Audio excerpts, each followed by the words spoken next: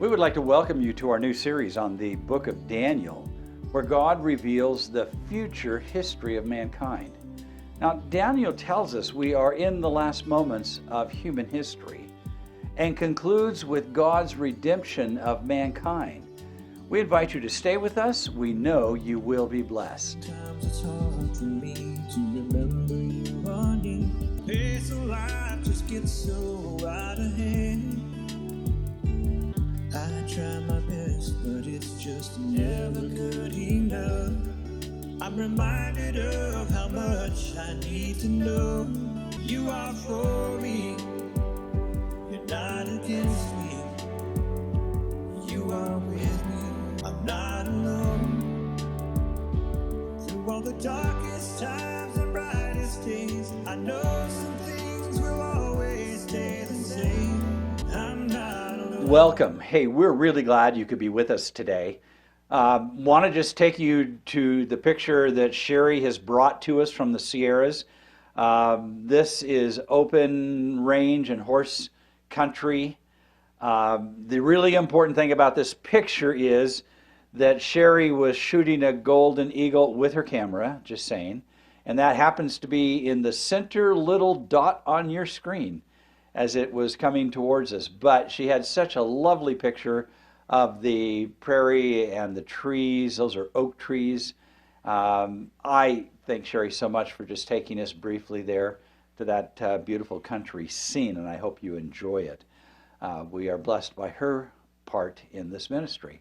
So, Faith and Hope for Today is the name of our program. Daniel chapter 10 is where we are going to begin today. Now, Daniel is going to experience a brand new vision. So pay attention. This is going to be intense. These next three presentations will be chapter 10, chapter 11, and chapter 12 of the book of Daniel. And I just take notes and hang on. So here we go with our first notes. Daniel 10, 11, and 12 is a single vision. Chapter 10 is the introduction. Chapter 11 is the body. Chapter 12 is the conclusion. So elements of chapter 10 appear in parts of chapter 12. But what is going on, the context around this entire vision centers around a local issue for Daniel, and that is the rebuilding of Jerusalem. Some of the names mentioned and some of the issues that are played out here have to do with the moving forward of the building of the city of Jerusalem. The date is the third year of Cyrus, so we are 536 BC, so we are a long ways away from the birth of Christ. So pay attention to what the names and the events that are happening in these next three visions. So I'm going to start with Ezra, part of the story of Ezra chapter 1, and then I will read a little bit of Ezra 3. And the reason is I want you to get a sense of what's going on for Daniel at home. So listen to what Ezra's letter says. Thus says Cyrus, king of Persia, the Lord, the God of heaven, has given me all the kingdoms of the earth, and he has appointed me to build him a house in Jerusalem, which is in Judah. Whoever there is among you of all his people, may his God be with him. Let him go up to Jerusalem, which is in Judah, and rebuild the house of the Lord, the God of Israel. He is the God who is in Jerusalem. So here Ezra is writing about rebuilding the temple. So here's part of chapter 2. Now these are the people of the province who came up out of captivity of the exiles to whom Nebuchadnezzar, the king of Babylon, had carried away to Babylon and returned to Jerusalem and Judah, each to his city. Now I'm going to let you look up the list and read that in Ezra 2. But I just, again, want you to get a sense that the exiles are returning. There is a mission now to restore the walls and rebuild the temple in Jerusalem. This is the context from which Daniel is about to receive his vision.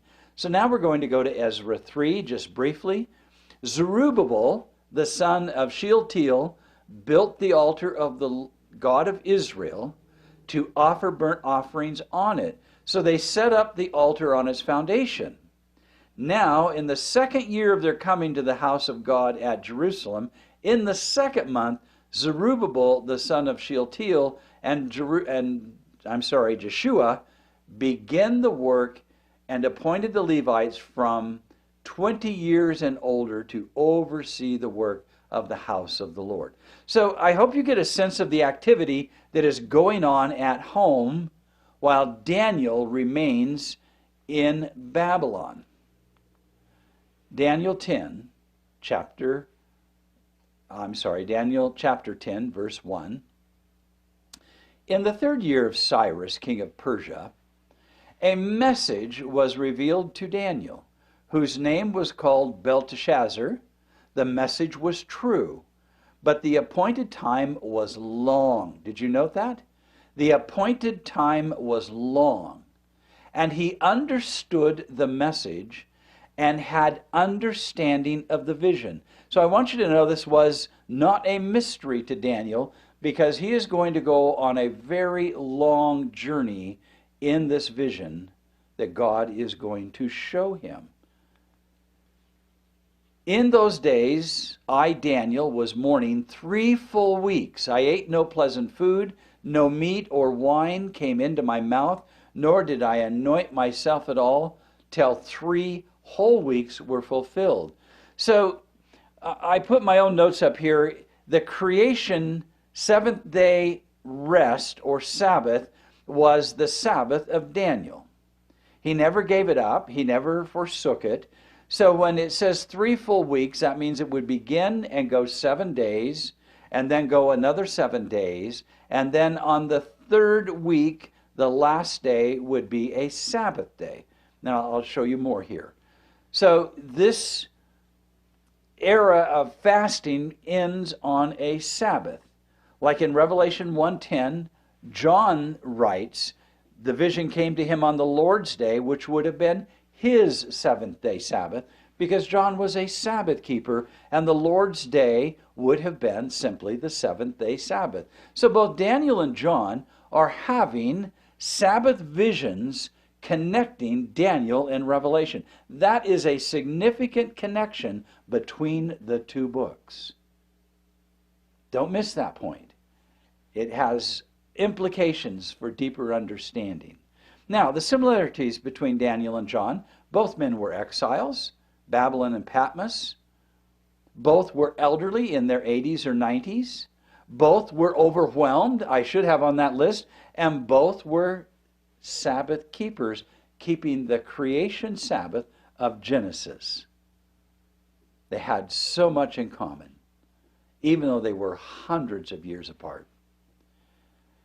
Now, on the 24th day of the 1st month, I was by the side of the great river, that is the Tigris.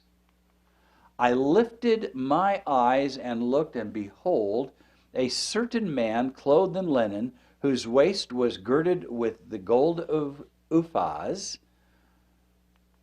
His body was like beryl, his face like the appearance of lightning, his eyes like torches of fire, his arms like burnished bronze in color, and the sound of his words like the voice of a multitude. Now, I would like you to, on your own time, just go back and read Revelation 1:20 and do a comparison. In fact, that picture I have put up for you on this slide is a painting of the vision of Revelation 1 verse 20. And it's a perfect, identical image to what is described here by Daniel. Some scholars say this is the appearance of God, and I'm going to say this is, from the perspective of the Trinity, this is the Son of God manifesting himself in this vision in an appearance personally to Daniel.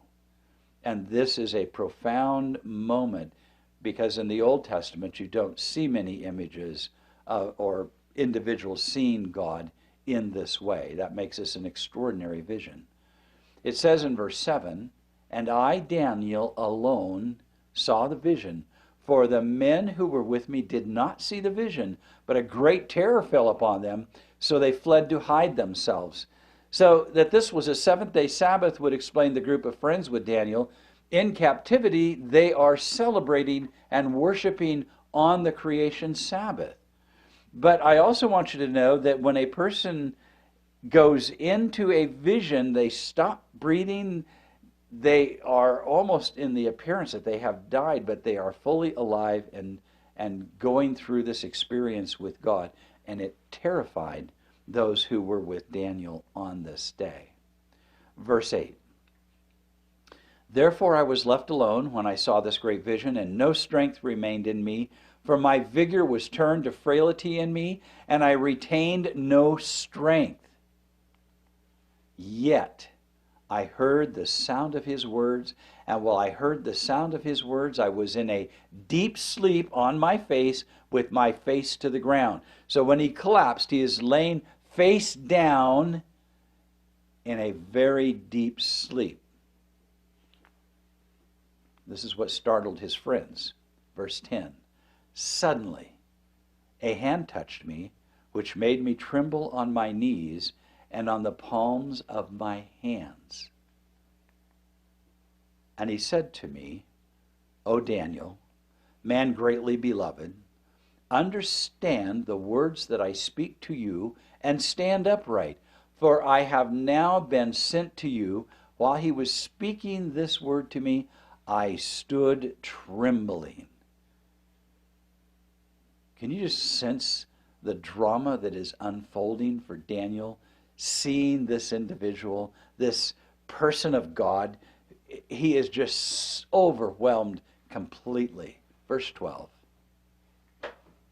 Then he said to me, do not fear, Daniel, for from the first day that you set your heart to understand and to humble yourself before your God, your words were heard, and I have come because of your words.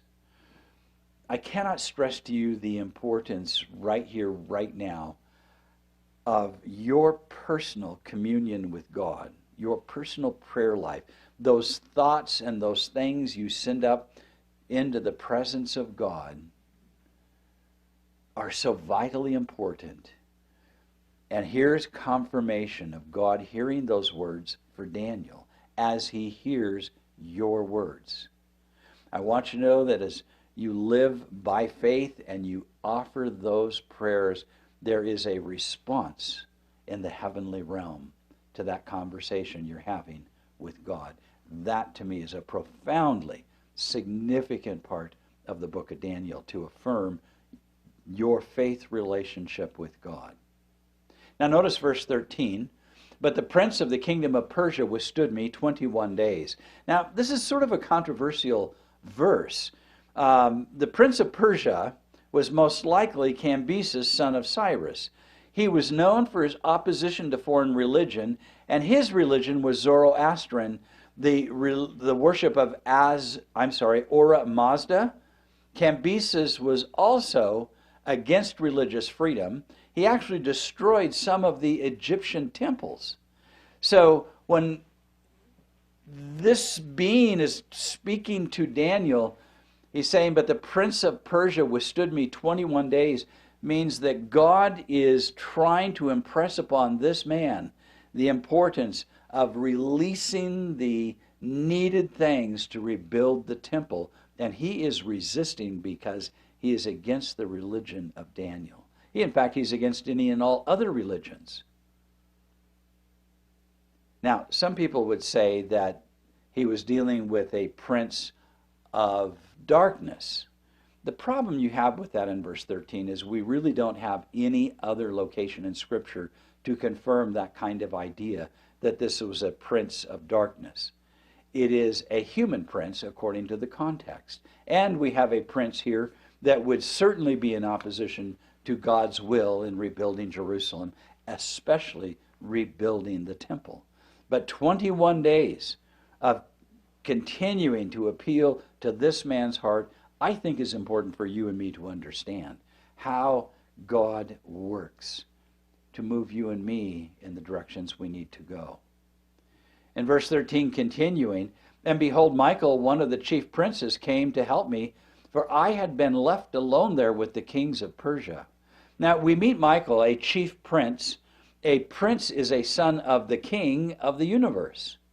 Now, there's a lot of discussion on Michael, especially in chapters 10 and in chapter 12, that he is an angel. And so if you consider Michael to be the son of God, then you're accused of angel worship.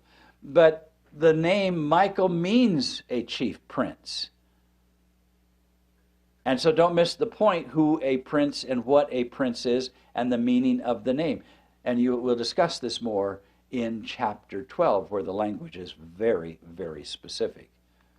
In verse 14, now I have come to make you understand what will happen to your people in the latter days. For the vision refers to many days yet to come. Now, I want you to understand that 10, 11, and 12 are a single vision. But I also want you to fully understand how, in this vision, this is going to cover an extensive period of time called many days yet to come. It is going to cover the scope of history. You will discover in chapter 12, if you read ahead, that it covers clear down to the return of Christ and the resurrection of the righteous. So this is a big story that we are studying right now. Verse 15 reads, when he had spoken such words to me, I turned my face toward the ground and became speechless. Once again, Daniel, realizing the scope, it is simply overwhelming him. This concept of receiving this knowledge from God himself has caused Daniel to be simply overwhelmed. Now, I have to ask you, would you not also be absolutely overwhelmed and stunned? I would hope so. This is quite a traumatic experience for Daniel. But I also want you to take a moment and consider the relationship between God and Daniel. That God is willing to have this conversation. Daniel, it almost sounds like Daniel is his personal friend, doesn't it? And Daniel is overwhelmed because in his humility, how could the king of the universe and his son come and address these issues with him? His humility has caused him simply to become here speechless. Do not miss that point. There's nothing arrogant about Daniel. You know, there's so many people call themselves messengers of God today. But whatever happened to this sense of humility, of dependence upon God, this graciousness that is all about the power of God? It is not about us as men and women. Daniel becomes a profound illustration of the importance of this principle of humility. Verse 16, and behold, the one who resembled a human being was touching my lips. Then I opened my mouth and spoke and said to him who was standing before me, O my Lord, as a result of the vision, anguish has come upon me, and I have retained no strength. This story is incredibly powerful and profoundly significant. Verse 17, for how can this servant of my Lord talk with you, my Lord? And as for me, no strength remains in me, nor is any breath left in me. Then again, the one having the likeness of a man touched me and strengthened me. I just want you to just picture this in your mind. The hand of God reaching down, and his touch totally recovers Daniel. Did you catch that? I want you to understand the importance of being in the presence of God and what it does to a human being. Just a touch. Isn't that just profound? Verse 19, and he said, O man greatly beloved. Fear not. Peace be to you. Be strong. Yes, be strong. And when he spoke to me, I was strengthened and said, Let my Lord speak, for you have strengthened me. Sometimes we just need to be lifted up, don't we? And in this case,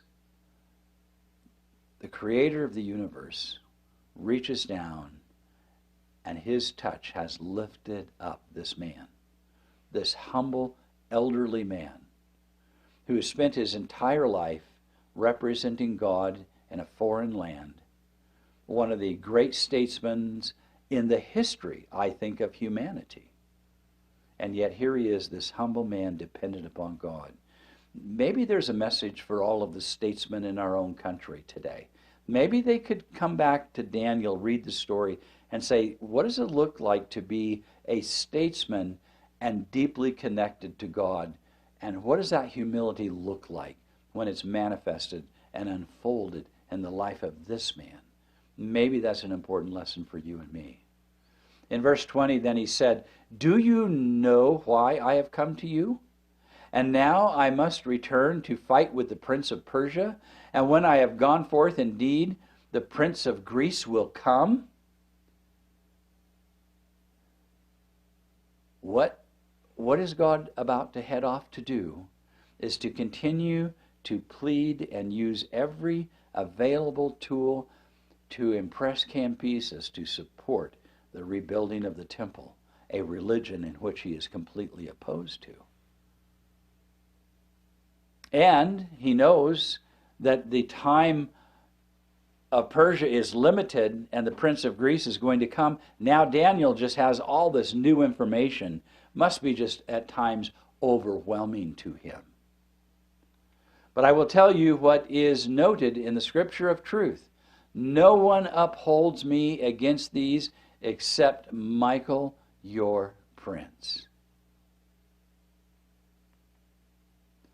I want to step into Daniel 11, 1-4 with you for just a few minutes. Because remember, I said this is a continuous vision. So I'm picking up Daniel 11, verse 1, if you are following along in your Bible. Also in the first year of Darius the Mede, or Darius as some choose to pronounce it, even I stood up to confirm and strengthen him, and now I will tell you the truth. Behold, 3 more kings will arise in Persia, and the fourth shall be far richer than them all. By his strength, through his riches, he shall stir up all against the realm of Greece. Now this would be Artaxerxes, the king of Persia. More political drama is coming. Daniel is seeing what that future is going to look like. It says in Daniel 11:3, Then a mighty king shall arise, who shall rule with great dominion and do according to his will. That would be his own will. That would be Alexander the Great, who would come in and conquer Persia.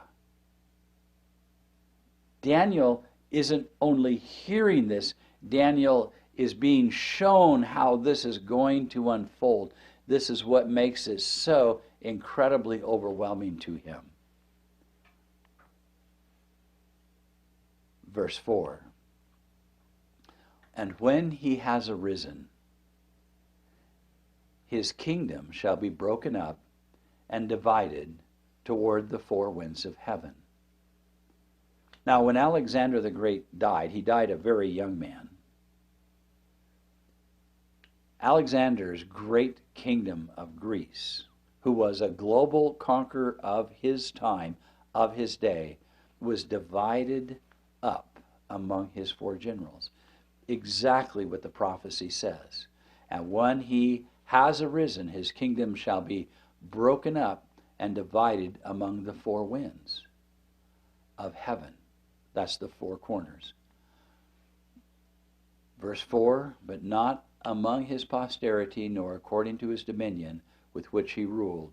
For his kingdom shall be uprooted, even for others besides these. So not only will it be divided up amongst his 4 generals, but notice what the prophecy says. that even those 4 generals' kingdoms will eventually be turned over to others. They will not even retain their power. There are more empires and more kings coming. That's got to be some of the most important political intrigue ever given to a prophet in the history of Scripture and in the history of mankind. And you get the privilege of studying and experiencing this history. So I want to take just a minute here and talk a little bit about where we go from here. Now, I'm taking you through these first 4 verses of Daniel 11 so you get a sense of what's coming. Because Daniel 11 is going to pick up with Artaxerxes and journey you all the way through, including the crucifixion of Christ. And then we get to Daniel 12, we get all the way down to the resurrection of the dead and the return of Christ himself. Now that is a huge story. So when we do Daniel 11, I'm going to ask you to take time to read ahead. I am not going to give you every single detail, though I actually have it all typed out. I'm going to let you do some study in history. But what I do want to give you is this. We're going to hit the high point of Daniel 11, so you do not miss it. It's a significant and vitally important story. And God knows the beginning from the end, and this is the evidence. And please do not forget that Daniel is a messianic book, proclaiming Christ, even his death. That's profoundly significant. That is vitally important, that we're going to look at the scope of time. And we're 500 years before, 600 years before the birth of Christ. That's a long time. I want to take you to our closing picture. We're coming back over from the coast and coming inland, and out here, and I love how deep this grass is and how those have to be the happiest sheep on the planet. Look at that rich green pasture, and you can see behind him, there's no shortage because there's just a few sheep out in this field. Sherry just happened to catch this trio of ewes. Sherry, I just tell you how much we appreciate that. And not only that, they are really intrigued by Sherry out there getting those pictures. Oh, get my picture. Well, thank you so much for being with us today. Don't forget to read ahead. We're going to have an exciting conversation. We'll see you next week. Thank you so much for being with us. Thank you for watching today. Our email address is screamingrockministries@gmail.com, or drop us a note to Screaming Rock Ministries, P.O. Box 5622, Twin Falls, Idaho 83303.